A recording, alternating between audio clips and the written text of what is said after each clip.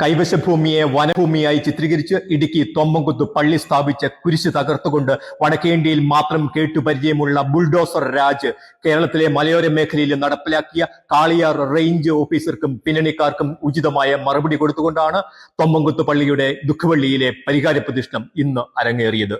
വനപാലകർ കുരിശ് മോഷ്ടിച്ചുകൊണ്ടുപോയ വഴിയിലൂടെ നടത്തപ്പെട്ട പരിഹാര പ്രതിഷ്ഠത്തിന്റെ അപൂർവ കാഴ്ചകളും വനം വകുപ്പിന്റെ അവകാശവാദങ്ങളെ അക്കമിട്ട് പൊളിച്ചെഴുതുന്ന തെളിവുകളും പോസ്റ്റ് സ്റ്റോക്കിന്റെ ഇന്നത്തെ അധ്യായത്തിൽ.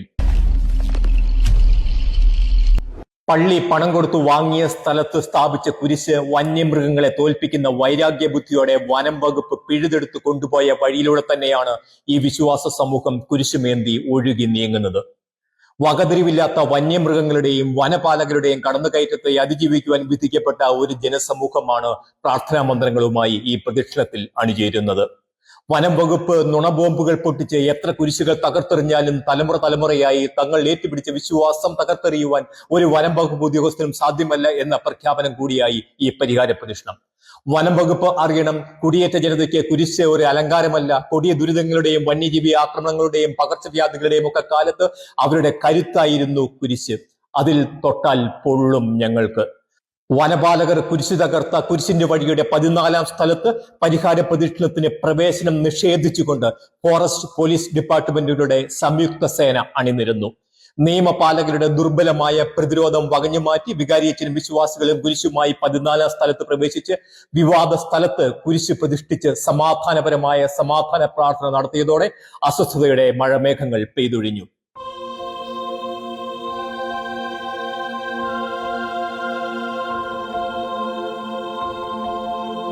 കുരിശടെ പുനഃസ്ഥാപിക്കണം എന്നുള്ളത് തന്നെയാണ് ഇടവാങ്ങളുടെയും ഞങ്ങളുടെ എല്ലാം താല്പര്യം. ഇതെല്ലാം ഒരു ഒറ്റക്കെട്ടാണ്. ഇതിനകത്ത് രാഷ്ട്രീയ വിഭജനമോ മതപരമായ വിഭജനമോ ഒന്നുമില്ല. ഇങ്ങനെയുള്ള സ്ഥലങ്ങളൊക്കെ വനം വകുപ്പിന്റേതാണെന്ന് പറഞ്ഞാൽ ഒരു കാരണവശാലും അംഗീകരിക്കാൻ കഴിയില്ല. ഇനി കുരിശ് സ്ഥാപിച്ചത് വനഭൂമിയിലാണ് എന്ന് അവകാശപ്പെടുന്ന കാളിയാർ റേഞ്ച് ഓഫീസർ TK മനോജും ഇത് കുരിശ് കൃഷിയാണ് എന്ന് ആക്ഷേപിക്കുന്നവരും ഇനി പറയുന്ന ചോദ്യങ്ങൾക്ക് മറുപടി പറയണം. ചോദ്യം 1. ഇതാണ് വനഭൂമിയെ സ്വകാര്യ ഭൂമിയിൽ നിന്ന് വേർതിരിക്കുന്ന ജണ്ട എന്ന അതിർത്തിക്കല്ല്.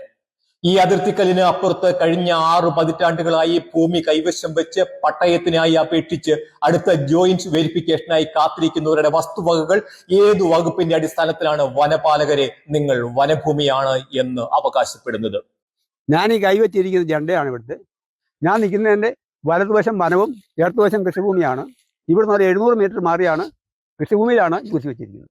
ജണ്ടയിൽ നിന്ന് 750 മീറ്റർ അകലെയാണ് വനപാലകർ തകർത്ത കുരിശ് സ്ഥിതി ചെയ്തിരുന്നത് എന്നും പൊതുസമൂഹം അറിയണം. ചോദ്യം 2. വനപാലകരെ നിങ്ങൾ വനഭൂമിയാണ് എന്ന് വിശേഷിപ്പിക്കുന്ന സ്ഥലത്ത് തന്നെയാണ് ഈ നാട്ടിലെ പൊതുപ്രസ്ഥാനങ്ങളായ അംഗൻവാടി കെട്ടിടം, ശിവക്ഷേത്രം, ഗ്രന്ഥശാല തുടങ്ങിയ പ്രസ്ഥാനങ്ങൾ വർഷങ്ങളായി പ്രവർത്തിക്കുന്നത്. ചോദ്യം 3. MLA ഫണ്ടിൽ നിന്ന് പണം അനുവദിച്ച് പണിത ഈ പാലവും മനോഹരമായി പണിതെടുത്തിട്ടുള്ള ഈ റോഡുമെല്ലാം നിങ്ങളുടെ വ്യാഖ്യാനത്തിൽ വനഭൂമിയിലാണ്. എന്നിട്ടും കുരിശിനോട് മാത്രം എന്തേ ഇത്ര വിരോധം? ചോദ്യം 4.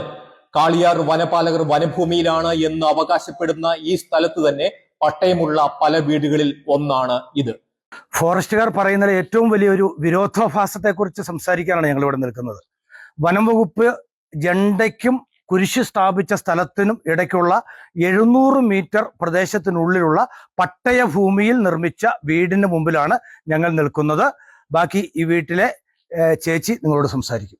ഏകദേശം ഒരു 20ഓളം വർഷത്തിനടുത്തായി.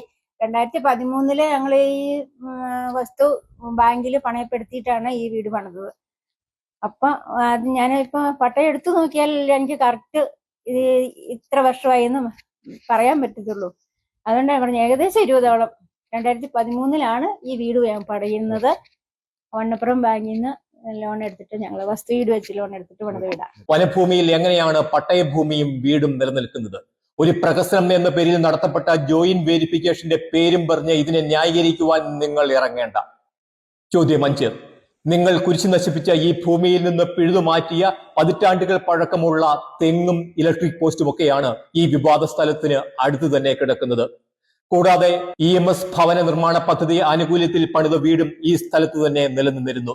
മിസ്റ്റർ റേഞ്ച് ഓഫീസർ, വനം വകുപ്പിന്റെ ഭൂമിയിൽ എങ്ങനെയാണ് സർക്കാരിന്റെ ആനുകൂല്യം സ്വീകരിച്ചുകൊണ്ട് വീട് പണിയുന്നതും ഇലക്ട്രിസിറ്റി കണക്ഷൻ ലഭിക്കുന്നതും പതിറ്റാണ്ടുകൾ പഴക്കമുള്ള തെങ്ങ് വളർന്നിരുന്നതും?